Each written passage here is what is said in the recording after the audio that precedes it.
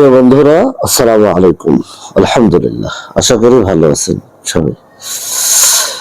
সম্প্রতি সামাজিক যোগাযোগ মাধ্যমে একটি পোস্ট ব্যাপকভাবে ছড়িয়ে পড়েছে। পোস্টে দেখা যায় একজন ইসলামী বক্তা, তিনি হচ্ছেন আব্দুর রাজ্জাক বিন ইউসুফ, যিনি যুক্তরাজ্যের অক্সফোর্ড ইউনিভার্সিটি পরিদর্শন করছেন। পোস্ট অনুযায়ী তিনি বিশ্ববিদ্যালয়ের বিভিন্ন স্থাপনা ঘুরে দেখেন, লাইব্রেরি ও মিউজিয়াম পরিদর্শন করেন এবং সেখানে উপস্থিত বিভিন্ন মানুষের সঙ্গে মত বিনিময় করেন। এছাড়াও পোস্টে উল্লেখ করা হয় সেখানে বসবাসরত বাংলাদেশি ও মুসলিম কমিউনিটির কিছু নেতৃবৃন্দের সঙ্গে তার সাক্ষাৎ হয়েছে।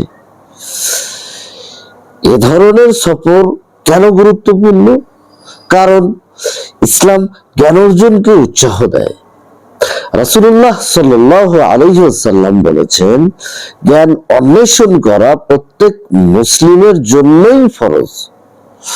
তালাবুল ইলমি ফরিদাতুন আলা কুল্লি মুসলিমিন।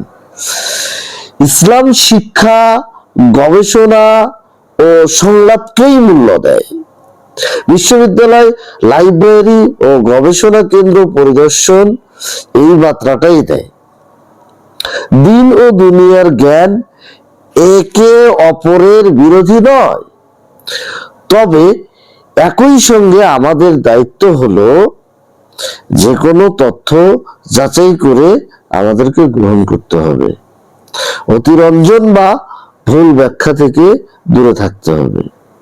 সচেতনতা, জ্ঞান ও ভারসাম্য, এই তিনটি বিষয়ই একজন মুসলিমের পথ চলার মূল ভিত্তি।